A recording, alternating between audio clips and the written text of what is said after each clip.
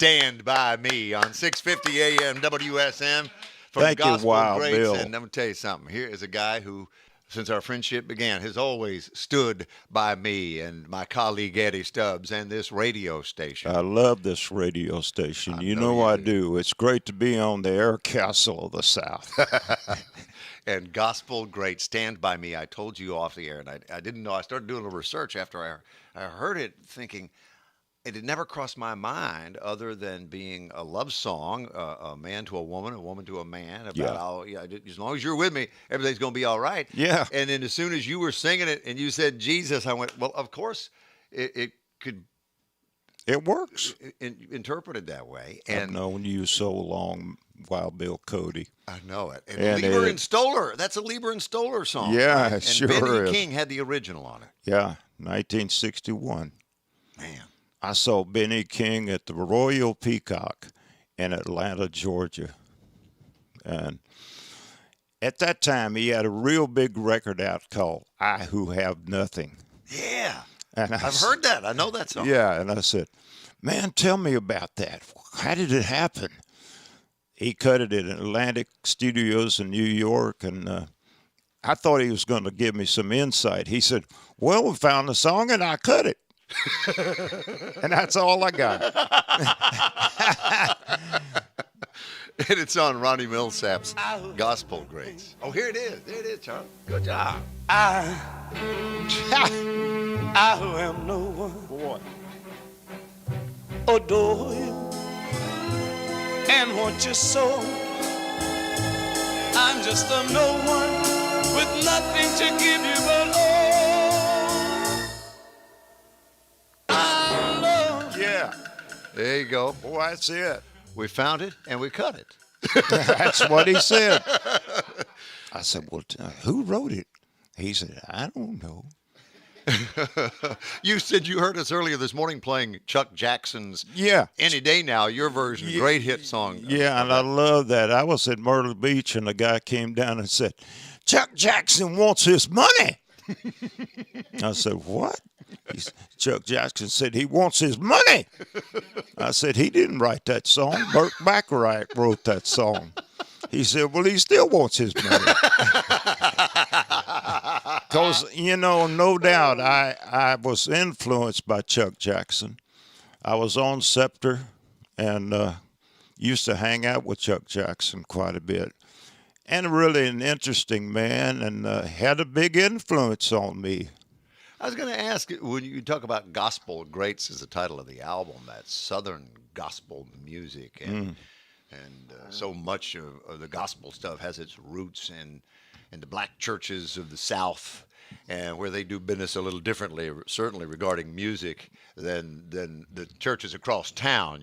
At Brother Calvin's church, we knew where we could get the goods when it came to the Gospel Greats when I was a kid growing up. But, all of us grew up singing in church. Somehow. I did. I remember singing in church, and I knew the songs that would make them stand up, Wild Bill, and make them shout. Sometimes they'd even roll in the aisles. That's a Meadow Branch Primitive Baptist Church. Now, you take that music from the church, but it's that same sort of groove that's made its way into R&B during the same time period you're talking about with Benny King in the 60s, right? You bet. You Yeah. bet. It's the same thing. It's the same soul. Those artists were a big influence as well, in addition to what you grew up with in church. Who were those people for you in the early days? Oh, goodness. Well, big one, Ray Charles, of course. He had a big influence. I was in school in Raleigh. They taught me Braille at 6 and violin at 7, piano at 8. I graduated and I said, I want to be a professional musician. And they said, no, we're not going to let you do that.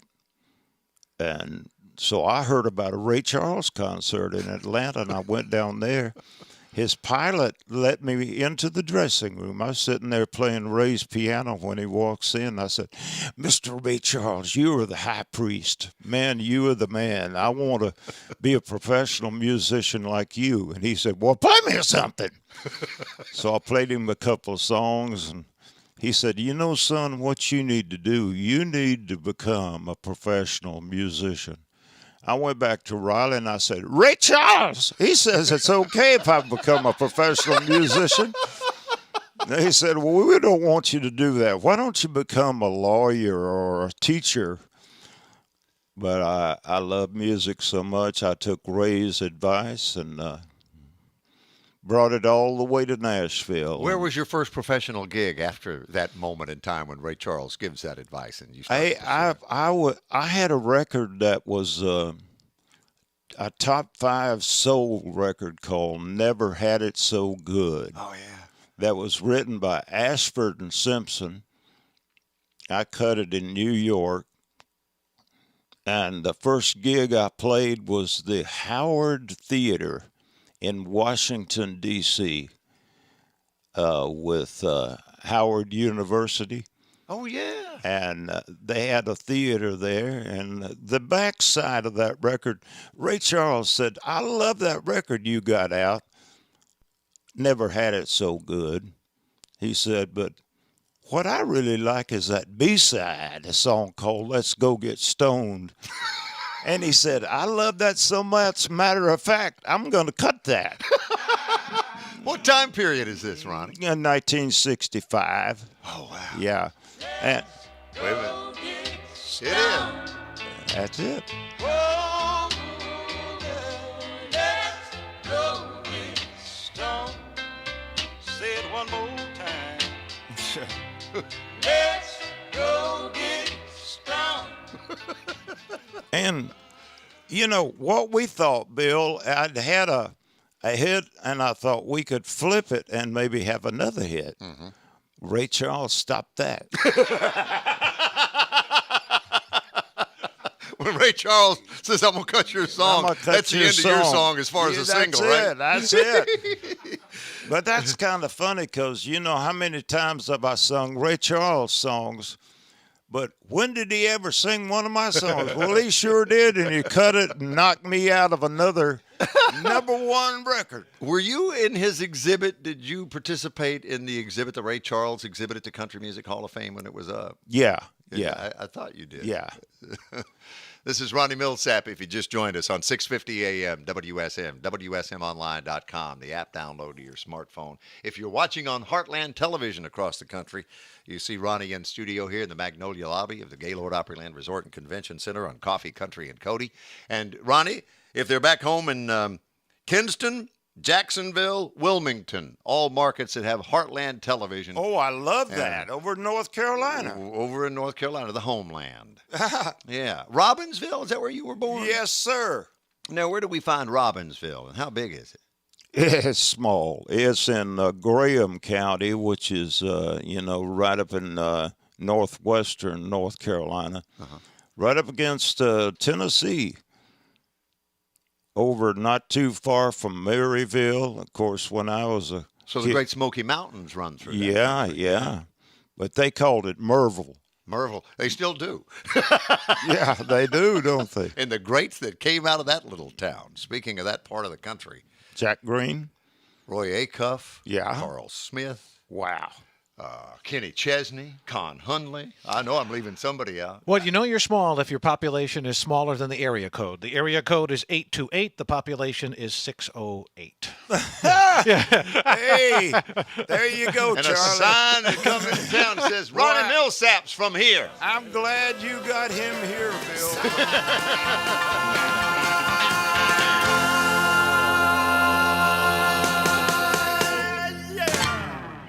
There's a Country Music Hall of Fame performance for you from Ronnie Milsap this morning on 650 AM WSM, WSMonline.com, the smartphone app download, and, of course, Heartland Television across the country.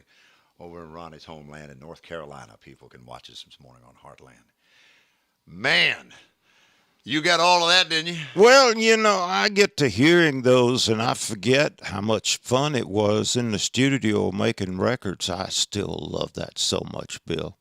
As my old preacher daddy would say, he beat the keys off of that thing. Yes, sir. Swing down, sweet chariot, or swing low. Sometimes you see it written as swing low, sweet chariot. Yeah, I've heard that too.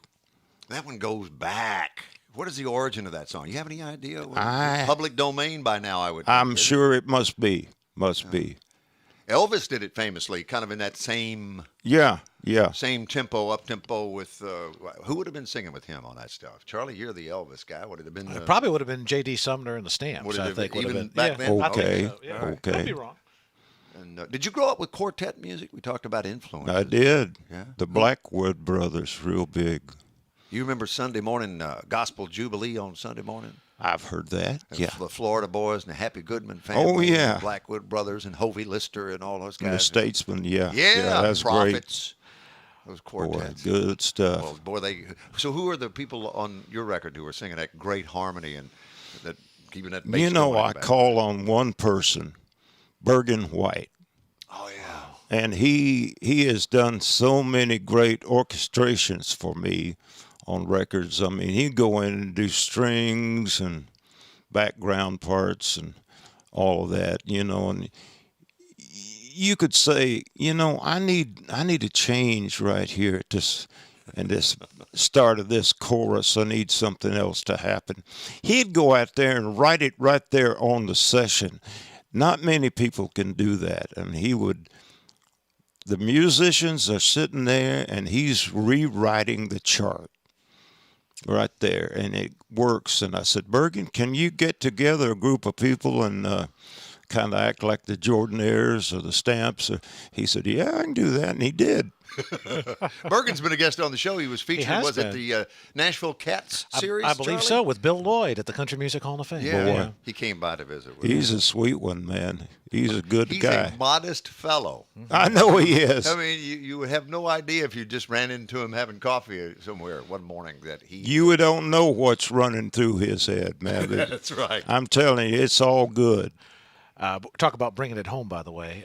Swing Low, Sweet Chariot, the earliest known version of that song from 1909 by the Fisk Jubilee Singers of Fisk University How in about Nashville. that, Charlie? How about that, And my what do good they man? share in common with Ronnie Yes, Milsap? sir. Wow. They both have stars in the Music City Walk of Fame. There you go. Jubilee Singers and Ronnie Milsap. Yeah.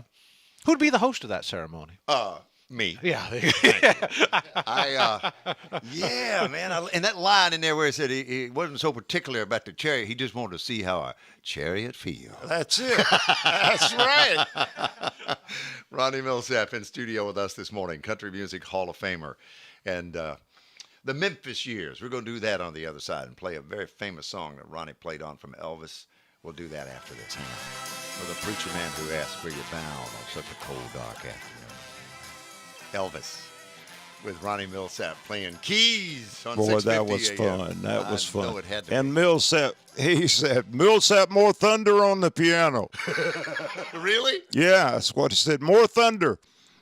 You talked about the Memphis Years off air a moment ago, and you said, I mean, who, growing up with your background and your story, winds up sitting in the studio talking to Elvis Presley and arranging a song like Kentucky? I mean, how would you ever think that dream would come true? Well, how did it come true? How did you make it to Memphis? How did you wind up with Elvis? And Eddie Rabbitt, of course, he and Dick Hurd co-wrote They wrote Kentucky. that, yeah. Well, Joycey and I, we moved out of Atlanta to Memphis. I was playing down at the Playboy Club in Atlanta. And Chips Moman came down there, and he's a big producer. And he said, I want you to move to Memphis. I said, why? He said, I'll get you playing on a bunch of sessions, and I said, but I need to work somewhere. I need to provide for my family. And he said, well, we'll find you a place to work. So we moved to Memphis, and we were homesick for Atlanta so much. That was a tough move. And we found a great place to live, and all of a sudden I'm in the studio and getting used to what they do in the studio. It was a 4-track at that time. They had a 4-track. And we're working, and they said, Felton Jarvis is coming down to Memphis with Elvis, and he and Chips Moman are going to produce this new stuff on Elvis. Some of the stuff that is going to make him more vibrant and more vital today. And so they had this song, Kentucky Rain. And I got to play on that, and I got to talk with Elvis, and he said, I appreciate you singing those high notes there for me. I said, well, it was a whole lot of fun. I got to play some New Year's Eve parties for him. And he said, I said, Elvis, I hate to ask you this, but I know all your songs. Would you come up and sing one tonight? He laughed and said, no, I'm just sitting here having fun tonight. He didn't want to go up and sing, and I said, well, that's fine. I just want you to know if you wanted to do Treat Me Nice or Loving You, I know them all. I got you covered on keys. That's it. Over here on the piano. That's it. So what were sessions with Elvis like? Was he difficult in the studio? Was he a taskmaster? Or was he was, you could tell he'd been doing that a long time, and he was really good at it. I mean, he had so much experience in the studio. I was shocked that they were recording in Memphis because he was always recording at Studio B here in Nashville. But all that stuff in Memphis turned out really good. And what was the studio there? American Studios, yeah. With Chip Moman owned it. And then Mark James was living right next door to me and Joycey. We lived in a duplex in Memphis. Mark James is right next door to us. And you might explain who Mark James is. Mark He's in the James, Songwriters Hall of Fame. He's a songwriter extraordinaire, and he was living next door, and all of a sudden, I hear this big song by B.J. Thomas called Hooked on a Feeling. And Reggie Young is playing all that guitar work that sounds like a sitar. But, I mean, what a great record. Then all of a sudden, here comes Mark James with Suspicious Minds. Yeah, man. Elvis cuts that. A huge record. And I got to live right next door to Mark James. I always thought if I could have spent some time in the studio with Mark, I could have had a hit down in Memphis. Mm-hmm. But it didn't happen, And so was Chips responsible, obviously, for the move? You told the story from Atlanta to Memphis. For the move from Memphis to Nashville in, 72 when you came to to Nashville, I stumbled into that. I was playing in, November of 72, I was playing at a place down here called The Villa. Uh-huh. And this guy walked in and he said, I want to talk to you. And I said, yeah. He said, my name is Don Davis, and I'm the manager of the King of the Road Hotel. Oh, okay. And I said, yeah, I know that. He said, there's a showroom on the 9th floor. And I played it. I said, yeah. He said, I want you to start playing the showroom at the King of the Road. And the one thing I didn't have is a job. I was moving to Nashville, and all of a sudden I got a job. He said, what do you make? And I told him, and he said, I'll double it. He said, how many nights do you play? I said, 6. He said, you only play 5 for me. And I'm thinking, man, this is really a good way to come to Nashville. Mm-hmm. So I'm at the King of the Road, playing all those great shows, and I run into Roger Miller. It was Roger Miller's King of the Road Hotel.